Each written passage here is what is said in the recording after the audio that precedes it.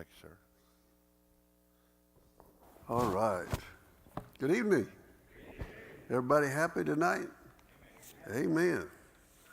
Let's open our Bibles to Acts chapter 18. And I have a praise tonight. Some of those positions that we needed to be filled were filled today. And one of them is sitting right here in front of me. Greg Danforth is going to help out Dr. Ayers with the juniors in the junior Sunday school. I thank the Lord for that. And Tammy Hill and Nikki Fields are going to step up and take care of the toddlers class and on Sunday school. So that was good. And so we thank the Lord for those who are willing to serve. That's a blessing. Before we jump into the text, I got a question for you. How many here have been to Las Vegas? Don't be ashamed to raise your hand. What goes to Vegas stays in Vegas, right? Did you like it? You didn't like it? I didn't like it either.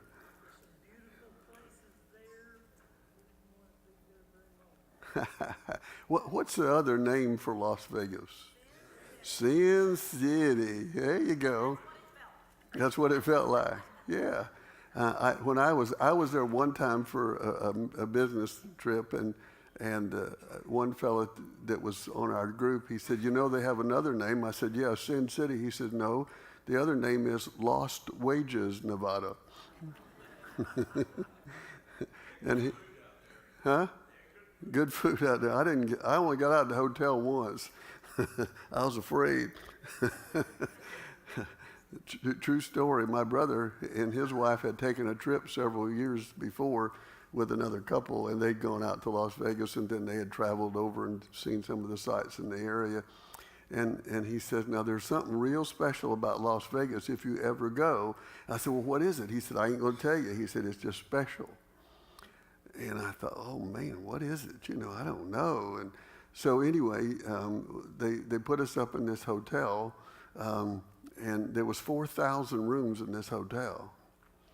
And when we checked in, I told the girl, I said, "How many rooms in this place?" She said, 4,000. I said, "Every person in Gallipolis, Ohio, where I live, every person could have their own room, and we'd still have some left over." She said, "No way." I said, "Yeah way." But anyway, I got thirsty, so they had, complimentary, or not complimentary, they had stuff there to drink. And so I went over and I went to pick up a bottle of water, and it was $10. I said, I just lost my thirst there. Well, I went downstairs and I walked out. I walked down to the front to the main drag there, and right to the right was a CVS store. And I'm walking down the sidewalk. Here's a bunch of these guys, and they're handing out these little cards. And I thought, I don't want these cards. I'm not going anywhere. And I figured they was for a show or something. Well, they was for a show. They were for prostitutes. And they can't, the prostitutes can't walk the street, so they hire these fellas to hand out their business cards, because prostitution's legal. And the street was littered with them. The sidewalks were just littered where people would throw them down. And I thought, okay, that must have been what he was talking about. Now, the reason I mentioned Las Vegas tonight is because it is known as Sin City. Well, tonight we're going to look at Sin City of the New Testament. In Acts chapter 18, Paul is going to leave the book of, or the city of Athens, where he's been and where we looked at last week together, and he's going to Corinth. Now, this is about a 50-mile trip due east. Or west, whatever, anyway. And one of those directions, if you look on a map there. And he goes to city of Corinth. Now, Athens was a city of culture. It was the city of philosophy and learning and education. Even though it was tarnished and diminished in its size and its importance, it still was recognized as a city of culture. They emphasized mathematics and science and music and poetry and literature. Well, just as much as it was a city of culture, Corinth is a city of corruption. And what's so interesting about it is that on the edge of the city, there was a mountain, and it was on top of it was called the Acropolis, like the Acropolis in Athens. And on top of that Acropolis, on top of that mountain, there was a temple, and there was a temple dedicated to the goddess of love and sex. And inside that temple, there were they best understand, there were 1,000 prostitutes, temple prostitutes. And at nighttime, they would come down off of this mountain and they would go out through the city of Corinth and they would ply their trade, all in the name of Aphrodite, the goddess that they supposedly served. Now, one of the reasons for Corinth's corruption and so forth was the fact that it was a very strong city of commerce and trade.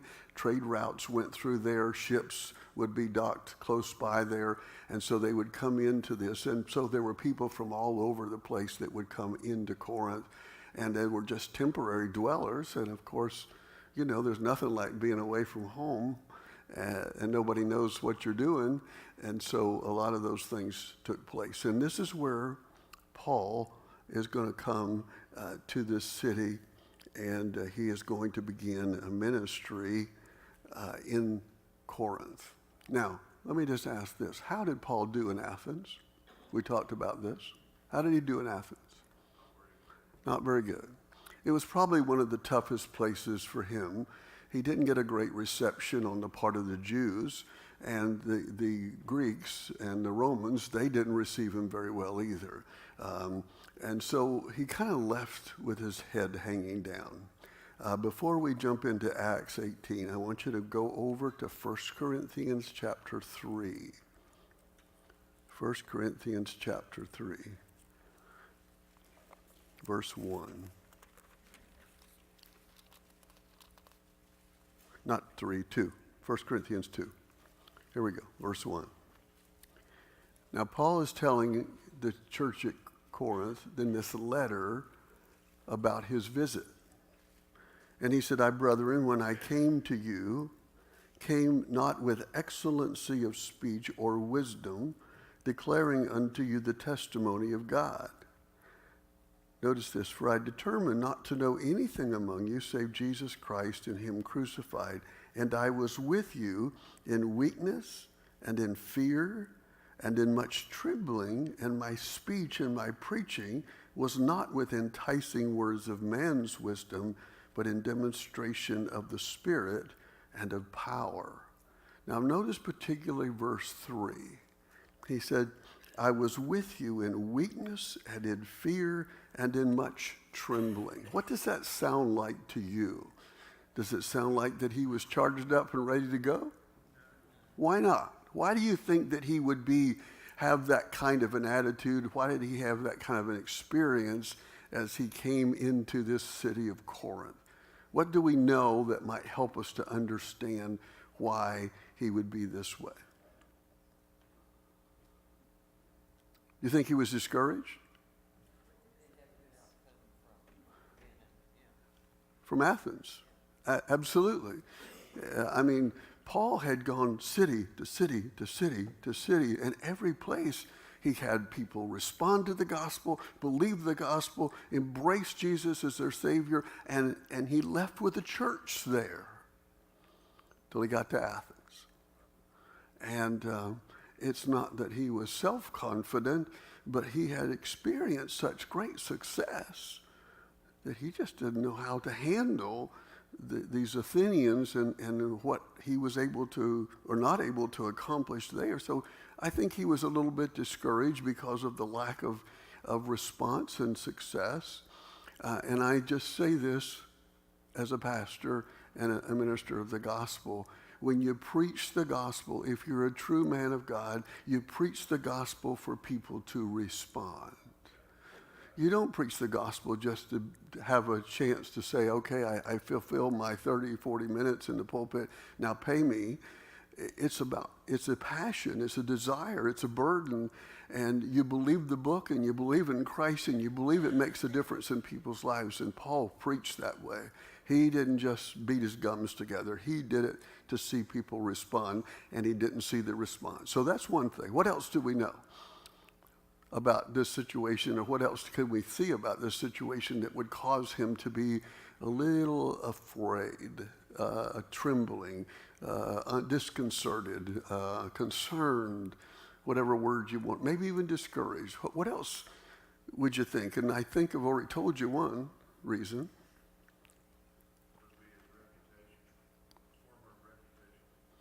It could be that, and that's a very possibility.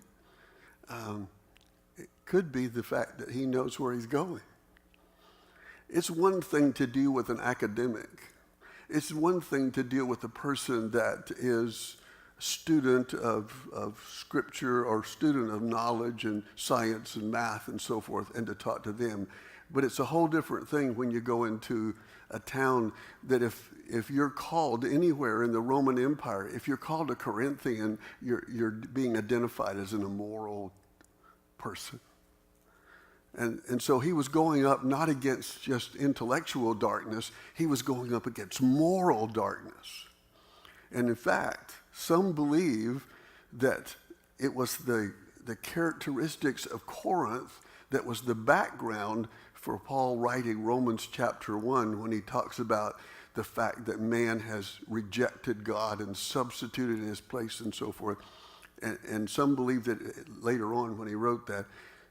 So I think that the audience that he was going to face, the town that he was going to face, the situation, the opportunities that were much more challenging got him discouraged. What else could have discouraged him? Yeah, brother?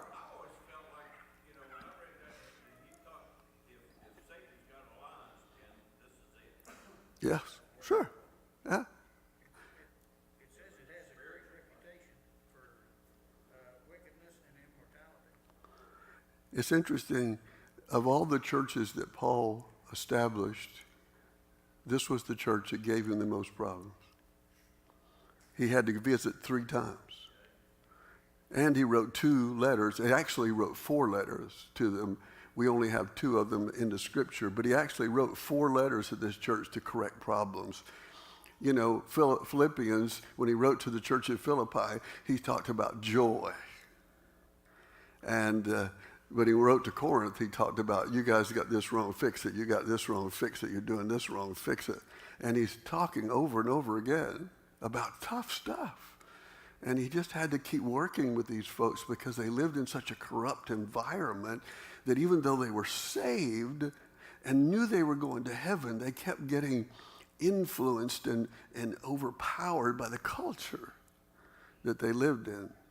There was another reason why he would have been a little bit afraid or dismayed or discouraged, and it's because he was by himself. He didn't have anybody with him.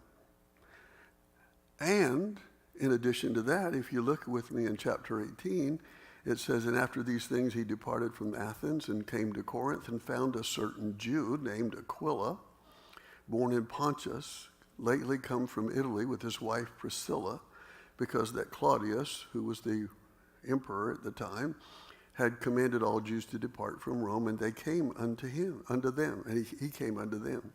And because he was of the same craft, he abode with them and wrought, for by their occupation they were tent makers. So he's alone as far as ministry is concerned. We'll see Silas and Paul, or Silas and Timothy, or somewhere else. He needs money because he's got to work. And all of this, that he has no companions, and he got this city, and he didn't come from a strong ministry showing in Athens, and all of it. Now, here's my point that I want you to get. Even preachers get discouraged.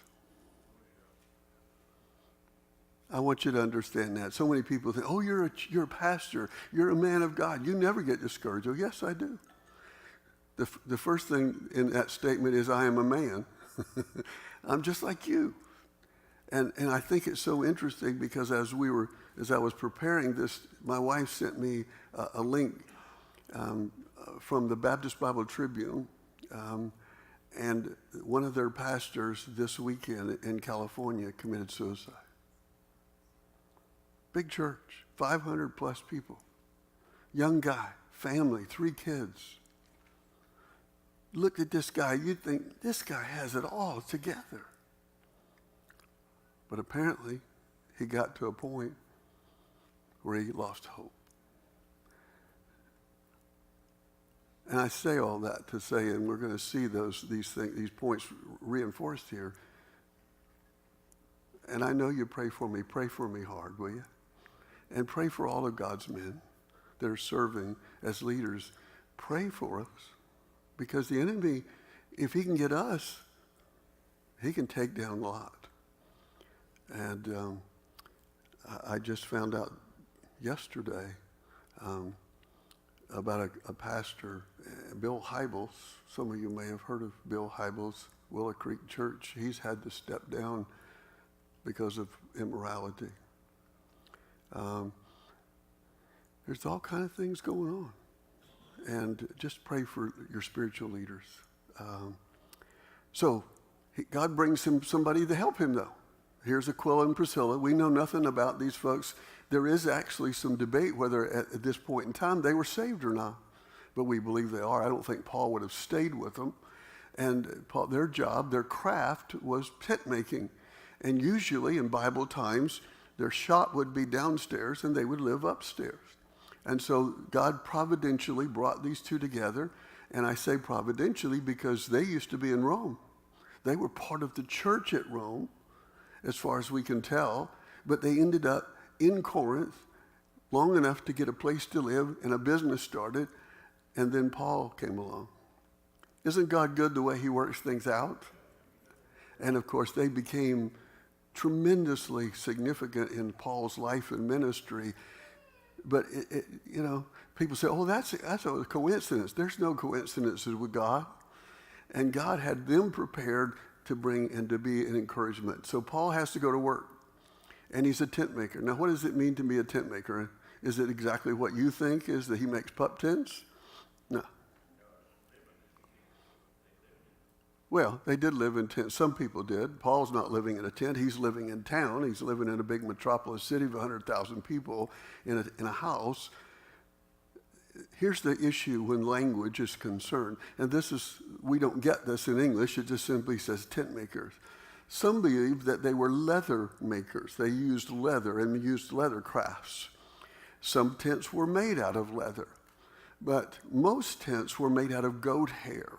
And they would take the goat hair and weave it into a material, a fabric, and then they would make the tent out of that. And the reason they believe that is because where Paul is from, in Tarsus, they were known for their goat hair. They raised a certain kind of goat, and they would trim the goats and take the hair and make material, and he would make a tent. And it's so interesting that rabbis, Jewish rabbis, teachers like Paul, were required to learn a trade. They just couldn't teach in the synagogue. They had to have a trade so they could support themselves. And I thought that was very interesting. So he's got a trade.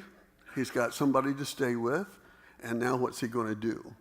He says in verse 4, and he reasoned in the synagogue every Sabbath and tried to persuade. The word persuaded doesn't mean that he accomplished it. It means he made the effort to. His goal was to persuade the Jews and the Greeks being those who were God-fearers. And we've talked about this already a couple of times in different places. A God-fearer is simply a Gentile who has recognized that the idols and all this other false stuff is false, and they recognize that there is something truth to the Jewish faith and Jehovah God and the Old Testament and the law.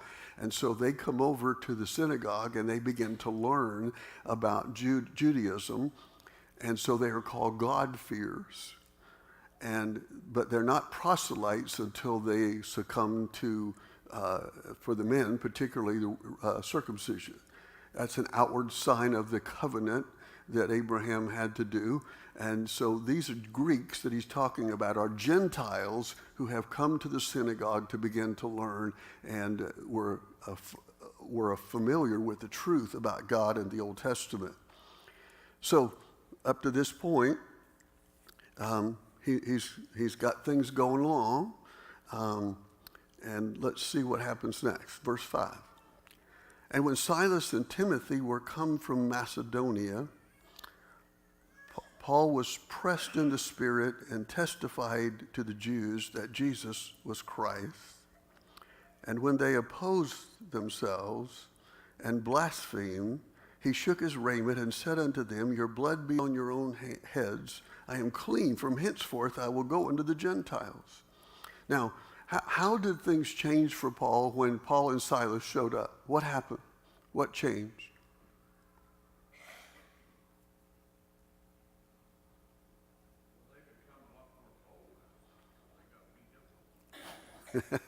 Well, they didn't get beat up here. They did get beat up a lot, but they didn't get beat up here. But what changed? Anything? Can you see? He didn't have to work anymore. He didn't have to make any more tents. Why didn't he have to make tents? What did they bring? What do you think they brought? Money. There you go. Guess what? Even in the book of Acts, in the New Testament, church still needed money to work, make it happen. He got money. Let me show you where that's at, okay? You can hold your spot here, and you can go, if you will, to 2 Corinthians chapter 11. I want to show you where this is because Paul refers to it. 2 Corinthians 11:9.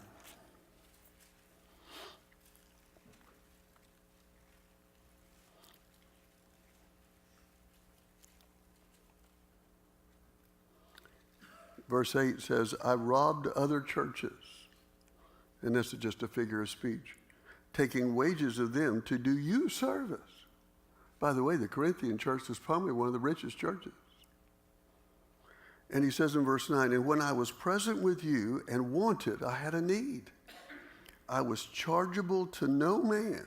For that which was lacking to me, the brethren which came from Macedonia supplied, and in all things I have kept myself from being burdensome unto you, and so will I keep myself. He said, I could have said to you, you guys need to take care of me. I'm your pastor. But he said, I didn't do that because you're learning. I want you to learn. I don't want you to be focused on the dollar. I want you to be focused on the gospel. Now, jump over to Philippians real quick. Philippians chapter 2 and verse 20. And this is the offering he's talking about. He said, verse 20 of Philippians 2, I have no one like-minded who will naturally care for your state. He's talking about Timothy here. For all seek their own, not the things which are Jesus Christ. But you know the proof of him, that as a son with the Father, he hath served with me in the gospel. Him therefore I hope to send presently, so soon as I shall see how it will go with me. But I trust in the Lord that I also shall come shortly. That's not the verse I wanted. But anyway, look at chapter 4. Maybe this is the one I want. Sometimes my typewriter won't type right. I don't know how that happens. But verse 15, for chapter 4. You Philippians know also that in the beginning of the gospel, when I departed from Macedonia, no church communicated with me as concerning giving and receiving, but you only. Even in Thessalonica you sent once and again unto my necessity, not because I desire a gift, but I desire fruit that may abound to your account. And I think there's a big principle here, and I just want to take just a second to deal with it because I think it's important. Too many churches get the idea that we're paying the preacher to do his job. You are not paying the preacher. He is not an employee. And Paul is saying, what you're doing is you're enabling me to serve and live out God's will. You're supporting me and supporting the work of Christ, but I am not your employee. And the reason I know that he thinks that way is because your gifts will not only bless me and enable me to do something, but it will also abound to your account. Because souls that are won and people that are encouraged and folks that are lifted up and people that are strong in their faith and become strong in their faith. He said, that's all going to go on your account too, not just mine, because you had a part in your giving. And I had an interesting conversation yesterday with a fellow about how to look at stewardship and giving in a church. And he said, he gave me some examples of things that pastors say. And he said, have you ever said any of those? I said, all of them. He said, now let's change it a little bit and change the way you say it. He said, now if you were a person sitting in a congregation, he said, which way would motivate you to give, the first way or the second way? I said, oh, definitely the second way. And their whole program and the whole thing is about helping pastors to learn how to teach people not just to give, but to be generous with their time, their talent, and their treasure. And it was very good. I enjoyed it very much. And Paul's saying, thank you for your generosity. Do you think that encouraged him? Oh, absolutely. Now he's got Timothy, and he's got Silas, and he's got some money, and he's just jumping right in here and getting involved in the evangelism to the Jews, and he's testifying. How'd that go for him? Verse 6. How'd that go? Not so good, right? You ever get discouraged when you try to share the gospel with somebody and they don't respond? Sure you do. Sometimes you witness to somebody for a long period of time and they just finally say, forget it, I'm not going to believe it, I don't believe it, I don't want it, leave me alone. And these people kept pushing back, and they kept pushing back, and they kept pushing back. They weren't genuinely interested. They were rejecting the gospel. Now notice what Paul says. He says, okay. He says, not only did they oppose, but they blaspheme. What does it mean to blaspheme? I tried to explain this to teenagers. That was a real chore. What is it to teenagers to blaspheme? Okay. What is blasphemy?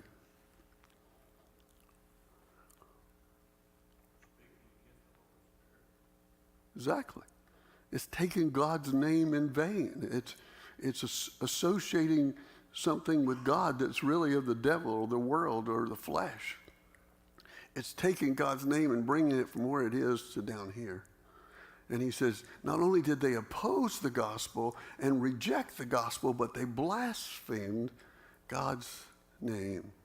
So, here's what he says. He shook his raiment. What does that mean? What's that about? Huh? It's very, very symbolic. Of course, you remember, in Bible times, they wore robes. They didn't wear Levi's. Okay? Or the disciples were told that. It's a symbolic saying, it's on you now. It's on you. I've done what I don't even want to carry your dust home with me. This is how dramatic and how significant this is.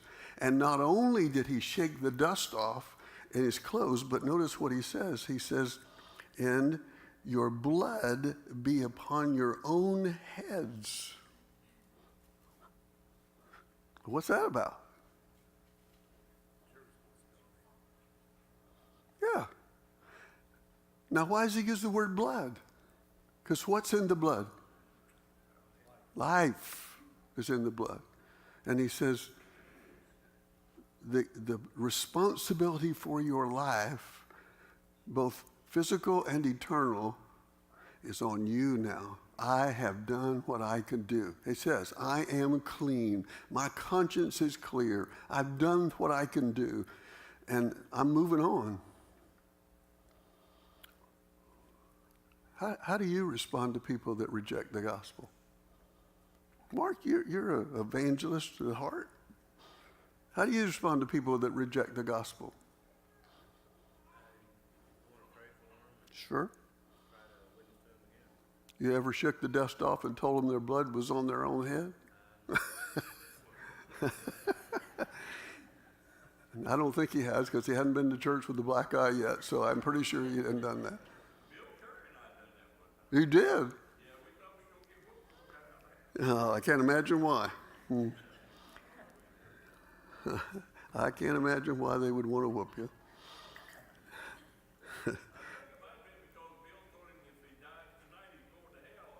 Well, that would do it too, yeah. But in essence, look, in essence, what does he say? You're going to hell. I've told you the truth. I've given you the way. I've told you what you have to do. Here's the steps. Here's the process. You're not doing it. As far as I'm concerned, you're going to hell, and it's on you, not on me. And then it says he turned to the Gentiles. I will go to the Gentiles. And hence he departed and entered into a certain man's house named Justus. Now, Justus is a name of a Roman. It's a Roman name. And many believe that this Justus, because Romans had 3 names,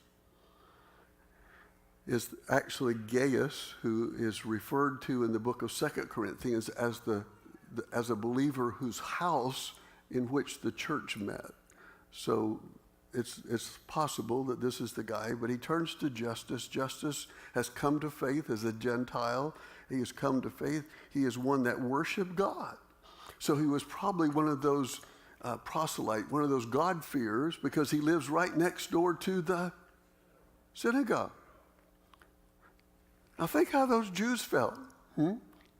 It'd be like a guy pastoring the church, and people in the church kept saying, we don't want it, we don't want it, we don't want it, we don't want to listen to it, we don't want to listen to it. He said, okay, and I'm going to go next door in an empty lot and build me a church. Think they'd like it? I remember one time going down south when we was going home, and we had to take a little detour than the way we normally went, and it was a little town in South Carolina, and I can still remember this. Here was the church, and it said, the Second Missionary Baptist Church of this little town. And then right next, not 50 yards down the road, was another little church, and it said the original Second Missionary Baptist Church. You reckon it had a split? I don't know. But so he goes next door, and he starts preaching the gospel to anybody. Now, do you think he told the Jews, stay away? Yeah. He didn't tell that. Why? He loved the Jews. That's his people. For I am not ashamed of the gospel of Christ, for it is the power of God unto salvation to everyone to the believeth, to the Jew first, and also to the Greek. Paul couldn't deny his people. But he was there, and he's preaching the gospel, and he's sharing the gospel with people, and God's blessing his work. And it says in Crispus, to make things worse, the chief ruler of the synagogue, he believed on the Lord with all of his house. And many of the Corinthians, hearing, believed and were baptized. God just pulled out the stops, and man, people are starting to get saved right and left, right and left. And he's got this little house over here where Justus lives, and he's using that, and he's not restricted anymore to the Sabbath day, right? Because he could only teach the Jews on the Sabbath day. So now he can teach it Monday through Friday, and he's sharing, and God's blessing. But something's happening here. And this is really interesting. Something's happened. It says, verse 9, then spake the Lord to Paul in the night by a vision. Paul had several visions. God literally appeared to him. He said, be not afraid, but speak and hold not thy peace. Why would he be afraid? Everything was going the way. He had his friends, he had money, he had a place, he had the people believing. Everything looked like it was going in the right direction. Why would he be afraid? The Jews didn't like him, and somebody else didn't like him either. Who? The old devil. I got news for you. If you want to have trouble in the church, get people on fire for God. Because as soon as people start getting saved and people start getting dedicated and surrendered to Jesus and living for Jesus, the old devil pulls out the stops and he gives the big artillery. Because he doesn't like it. You're attacking his kingdom. You're messing with his domain. And So he says to him, the first word to him, he said, don't be afraid, but speak and hold not thy peace. Don't hold back. Give them both barrels. Give them the whole load. Y'all heard that joke about the old farmer that came to church and nobody else came? And the pastor said, well, we'll go home. And he said, no, preacher. He says, if my cows, I go out and there's only one cow there. He said, I feed him whether the rest of them come or not. So the pastor said, fine. So he gets up and he has the service and he preaches. And he asked the old farmer afterwards, he said, well, what do you think, brother? He said, well, Pastor, I forgot to tell you. He said, if I go out and there's only one cow there, I don't give him the whole load. Yeah. So here he is, and he says, don't hold back. You just keep on doing what you want. Listen, verse 10, and this is all what it's all about, right? For who's with him? The Lord's with him. For I am with you, and no man, oh boy, this ought to be good, because every place he's ended up so far, he's gotten beaten or thrown in jail or stoned or run out of town. He said, no man shall set on thee to hurt thee, for I have, and this is really wild, much people in this city. What's he telling him? Well, he's got protection, but something bigger. He's not alone. I got some folks that's going to be saved. You say, God knows who's going to be saved? Well, sure he knows. He said, I got a bunch of people in this city. You just getting started, man. Just keep preaching. Just keep preaching. Just keep preaching. I'm with you. They're not going to lay a hand on you. Wow, that's good, Lord. Thank you for that one. I'm tired of getting beat up, and I don't like getting stoned, and it's not with acid or LSD or one of those either. You don't worry about that. There's nobody going to touch you. You're going to get to preach the gospel, and when you preach the gospel, there's going to be people saved. Do you think God's got some folks in Mason County? You think there's people out there that haven't been saved yet? The Lord knows they're going to be saved? You bet there is. That's why we do this every week. Because we ain't done until Jesus said we're done. So Paul said, okay, Lord, I got the picture. And he continued there 1 year and 6 months teaching the word of God among them. That's probably the longest so far that Paul's been anywhere.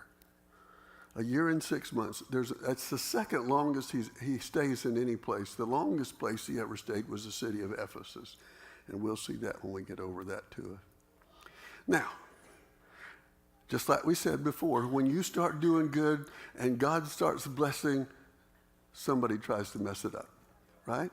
So, and Paul knew that. And he was a little afraid about that, but God said, don't worry about it. So verse 12. And when Gallio was deputy of Achaia, he's a judge. He's like a Supreme Court judge. I don't think West Virginia's going to have any for long, but I don't know. But he's kind of a big shot, and he's got some ties to some very significant people in the Roman government. And he's the judge, and he comes to town. The Jews made insurrection with one accord against Paul, and they brought him to the judgment seat. And they said, this was the accusation, this fellow persuadeth men to worship God contrary to the law. So what are they saying to him? Interpret that for me. What are they saying? What is he doing wrong? His teaching. Okay. What'd you say? His teaching is contrary to what they're living. Well, not only just to what they are living, but what they believe. Here's the thing about the Roman government and Roman law.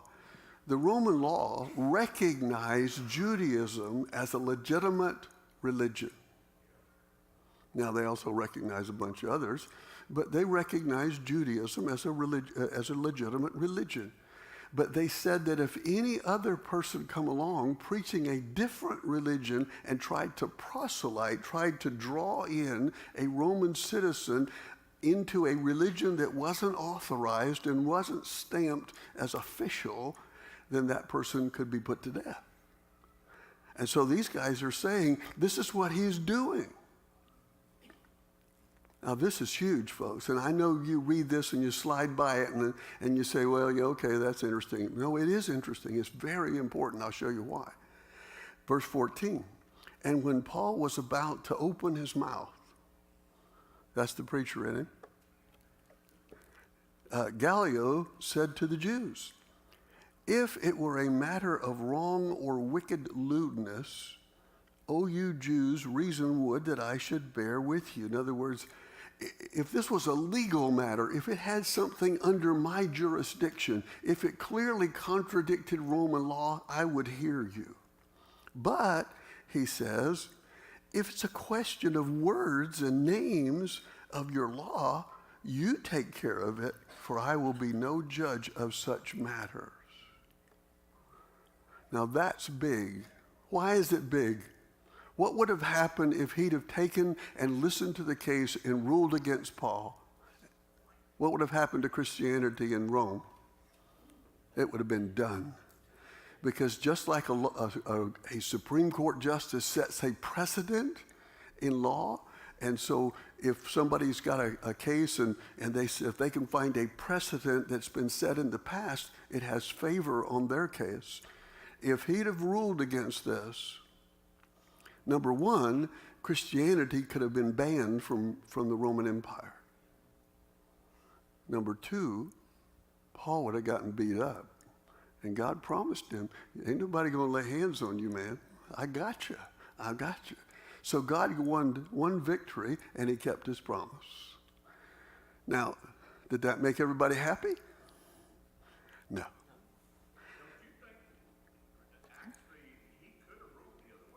Oh, he could have. Well,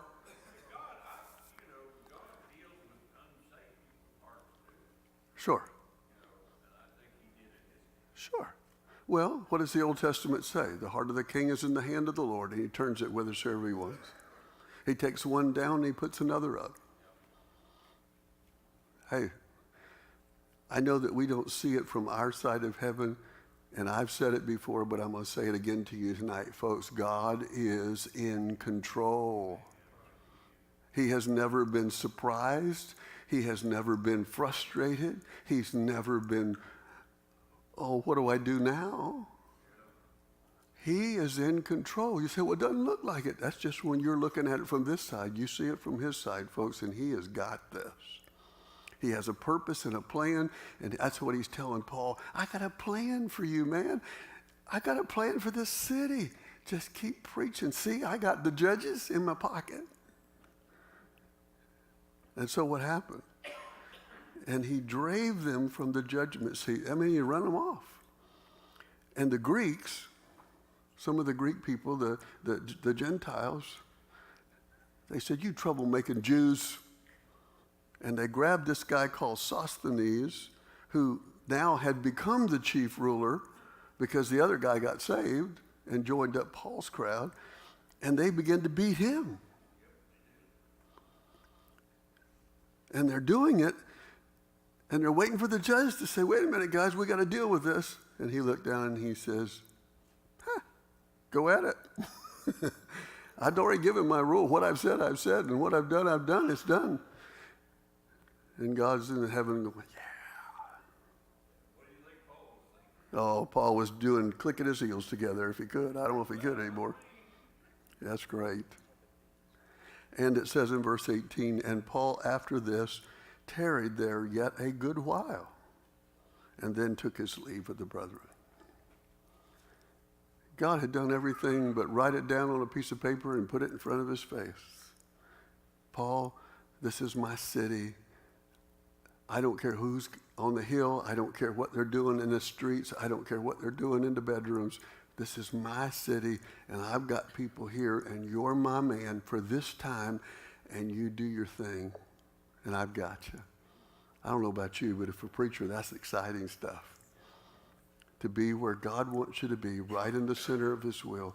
Doesn't matter how much opposition, doesn't matter how much problems you run into, God is in control, and you are his person. And guess what? Aren't we all priests and ministers of Christ? And it may not be behind the pulpit, but you might be in the plant, in the office, in the schoolroom, at the drugstore. You might be wherever. And you're God's missionary. You're God's minister of righteousness. And God's got you there for a reason, just to share him with people all around you. All right, that's the end of our lesson tonight. Any questions, comments? We're going to get to the next part next week. And if we get through chapter 19, I think we're going to take another little break, and I've got some interesting stuff for you. So just